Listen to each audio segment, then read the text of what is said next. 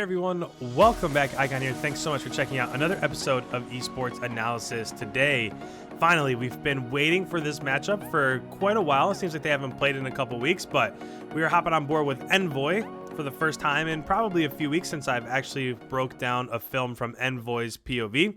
And they're playing the Atlanta Faze. So this is about 6 days before that Atlanta LAN. So I would imagine that these couple teams will probably play each other a few times leading up to that LAN. So I'm looking forward to watching into the scrims and breaking everything down. I have actually already watched the first 7 maps, and it ended up going 6-1 in a favor of Atlanta. And the whole time, I just really wanted to come back to this map. So this is a super contested battle here. You're going to see that this goes back and forth literally the entire time, all the way until the very last second. And it ends in a way that's a little bit heartbreaking, but I think they'll be okay. So with that, you can see right now that currently Chicago's up 39-10, and this is a fantastic start because not only were they able to get the majority of the points on that first hill, but as Formal comes off spawn right there, you can see that they also have the spawns for P2 as it rotates. So above ENVOY's head in the top right-hand corner, I am going to draw on the map. P2 is over here on the right-hand side. That's where they spawned, and they were able to keep this spawn as it rotates from P1 over to P2. So if you're Chicago at the moment, what you're trying to do is you're trying to watch this right-hand side because essentially what Atlanta's trying to do is Atlanta spawning out. So most teams try to break this by pushing through this left side over here by burning car and by forklift. And then once you get over there, if you can cross that gap, so if you can cross this street right here, so perhaps throw smoke. Most teams will throw smoke kind of right here in this area. But if you're able to throw that smoke and you're able to get across, then once you get across, there's many ways that you can get in, right? You can go underneath and then up. There are multiple ways to come up. You can jump through multiple windows on that right-hand side. So as we're watching this, as there's just like 2 or 3 seconds left in the current hill, you can see that the lead has shrunken a little bit. But if you're Chicago, that's all good, right? Because now they're in P3. So again, drawing on the minimap in the top right-hand corner of your screen, they are watching P3, so they're inside P3. And the most important thing here is to retain these back spawns, because if you're able to keep these back spawns, then eventually once it goes to P5 back here on the left-hand side over here, that's where you can really get a ton of points. So you can see them paying large attention to top L and bottom L on the opposite side. So if you're Atlanta, you're coming from P2, and what teams try to do is they try to rush down through bottom warehouse, and they try to go bottom L, and they try to go top L. Because if you can just get through this choke point right here, that choke point is the biggest one. So if you're able to push through there, then you can overtake that back yellow spawn, and then now you'll be in position as it rotates to P5. So what you're seeing right now is that Atlanta was successful. So as we just watched ENVOY come off the spawn right there, you can see that he spawned kind of all the way over by P2, kind of right here. So this is 2 spawns in a row. He's been in the same spot. So if you're Atlanta, then you're going to be set up for P5. So I would imagine that by the end of the first set of rotations, Atlanta is going to end up having the lead. They've almost got the lead already just from being able to keep Chicago out of the current hardpoint. But my guess would be that as it ends the first set of rotations, so as P5 comes to a close, Atlanta is certainly, although that's a weird spawn.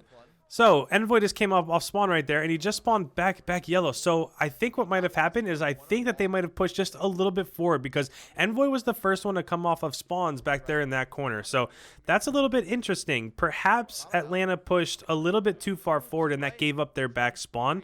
So if you're Chicago, then this is all good news because now as it's about to rotate, like we said, at the end of P4, Atlanta would probably have a lead. And if they would have been able to hold this back spawn for P5, then they definitely would have had a massive lead. So once you're here, this is one that's really easy to break down and hold. So if you're thinking about P2, the one that we explained the first time, that one's a little bit harder just because it's easier to cut.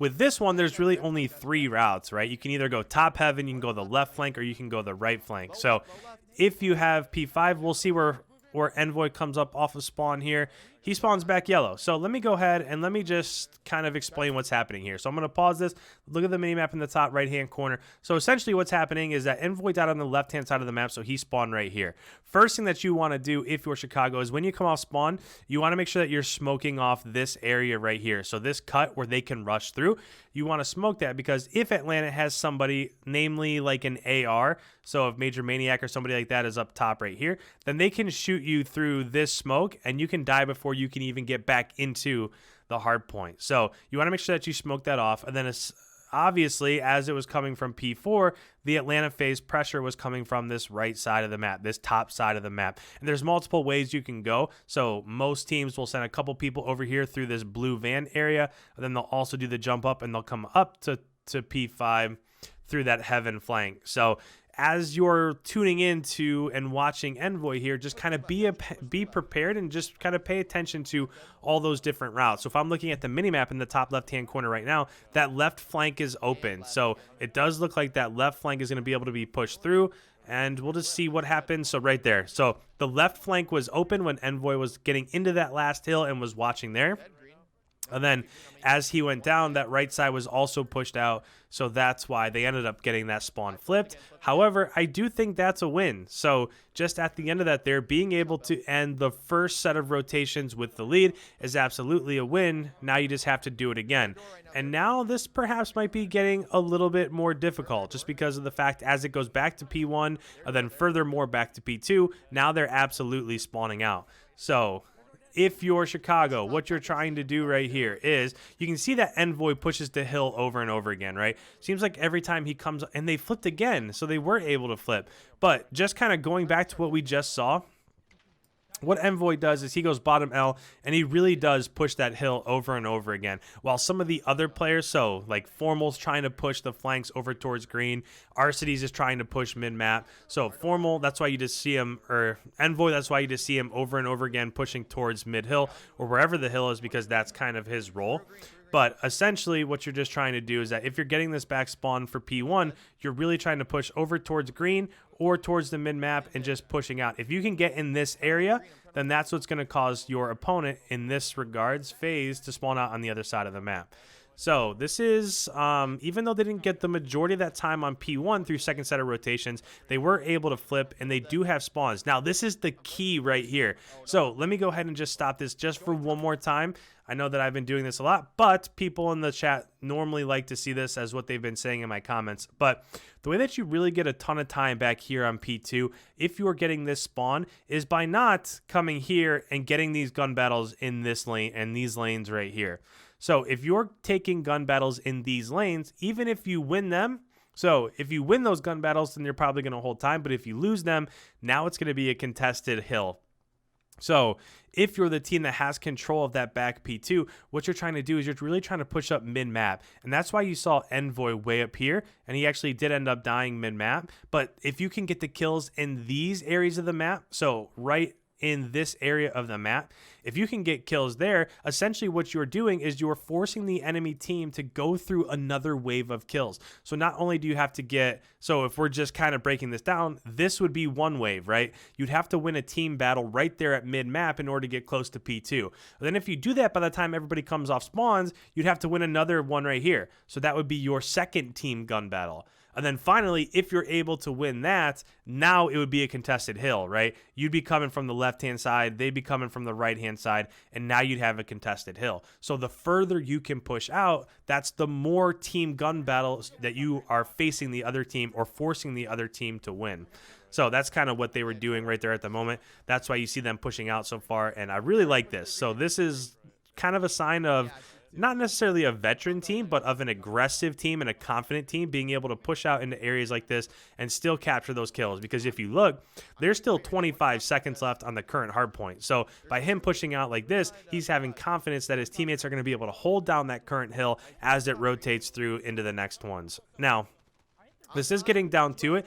I do want you guys to hear them a little bit in terms of what they're saying and what they're talking about in terms of strategy as it goes back to P3, P4, and P5.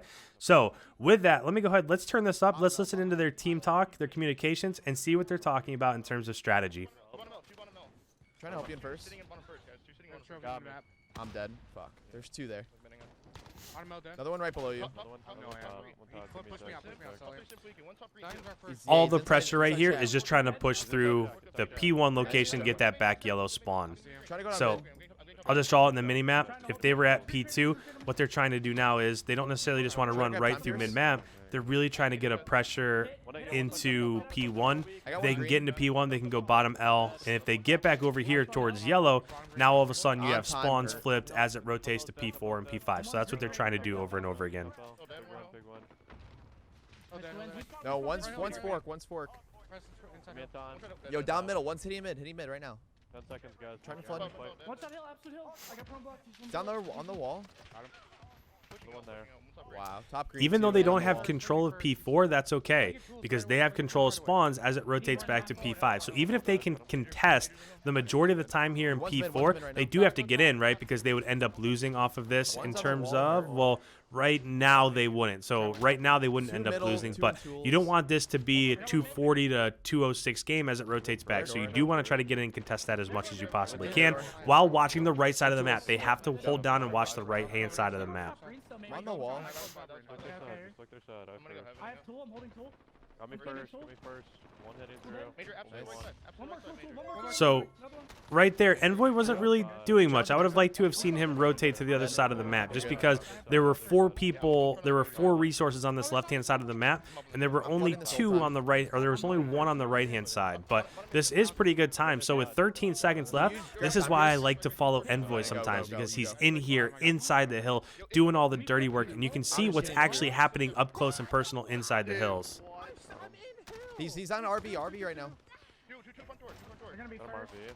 One shot RV. There's 2 there. 2 in the wall. Or in the box. I just lost full. One kill. So in terms of this, they one's gonna did pinch. end up giving up He's going up top, he's spawns. going up So this top. is kind of the typical right side hill versus left side hill. So as they're trying to get in, you can see that one team is spawning on the right-hand side, the other team is spawning on the left-hand side. Arcides went heaven right there and was able to jump down and get a 3-piece. So those are massive kills right there for him. ENVOY pushing through is able to take out, who is that? Celium, who's inside the hill, who is countering. And now, right now, if you look at the top middle, there are 25 seconds left. If you add those 25 seconds to Chicago's 25 seconds right now, then they can actually win off of this hill. So if you're Atlanta, you have to sell out and you have to try to break through this hill because if you don't, you're going to end up losing this map. So right there, that's all that they needed to extend the game. But you would figure that as this rotates through, if I just pause this for just a second, look at where everybody's at. So if I'm watching the mini map, I know that there are a couple that just went down, but Chicago had 1, 2, 3. They had 4 people inside P1, and ENVOY was back here coming off of spawn. So it looks like even though Atlanta was able to take over that P5 spawn, you would guess that Chicago would be able to get 13 seconds out of this final P1 hill, right? It's really not all that hard to do to just get 13 seconds when the first couple sets of rotations, they did really good job inside of this hill. So let's just go ahead, let's let this play, and you can kind of see what happens. So right now they're inside. They only need 12 more seconds. There's nobody else in here. But as you can see, they don't have anybody watching top AC. So if I'm looking at the mini map right now, there's nobody watching that top AC jump up. And that's exactly what happens. So there's a little bit of an argument here that ensues from Gunless. But essentially here, let me go ahead and let me just go back 10 seconds. So here, let me show you. So as we go ahead and play this, you can see that, here we'll watch this from right here. As ENVOY runs in, look, so there's, if I'm just looking at the screen, just look at the minimap, there is, so now I'm watching the top left-hand screen. I'm actually drawing on the screen in the minimap. There's one person inside the hill. There's one person that's coming off of spawn, so the left side of the hill, and ENVOY is following in, going in their side P1 door. What they don't have is they don't have anybody in the middle of the map. So if I just draw this like in yellow for caution or whatever, there's nobody on this jump up. And that's exactly what happens to Gunless, is that somebody comes through, they jump through the top, and they're able to jump down on him and kill him. And that's essentially what starts the argument. It's not really an argument, it's just a disagreement. But as we go ahead and play this, you'll be able to see that, so ENVOY's inside the hill. He ends up finishing that kill, and then he goes down, and then he just gets doubled here. So they're able to take out whoever killed ENVOY, but they get jumped on through from the top. And then now that it's switched hands, you figure, okay, you've got 21 seconds just to get in, get a team kill, and just get one more second. And that's a big 2-piece from Priesta. Then Priesta ends up going down, but Abizi finishes that one. So Formal killed Priesta, Abizi kills Formal. And now it's really coming down to where there's 8 seconds left. You have to get in. I like this play right here from ENVOY. He's just trying to regain his health, but somebody ran through their side door as they were trying to pinch, and they end up choking that final there, 249 to 250. So that one's a little rough to watch. Now, I would say if that exact scenario as it rotated back to P1 was going to happen 100 times, I think only that result might happen 5 or 6 times. So in most cases, I think that map goes to Chicago. Nice performance there from ENVOY as he had 33. But look down below, Celium with 39.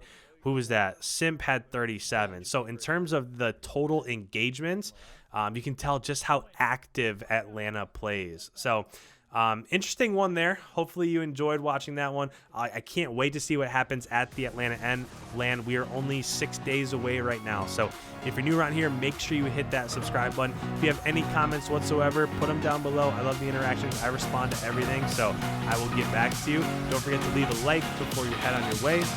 And with that, guys, I will catch you in the next one. We'll see you.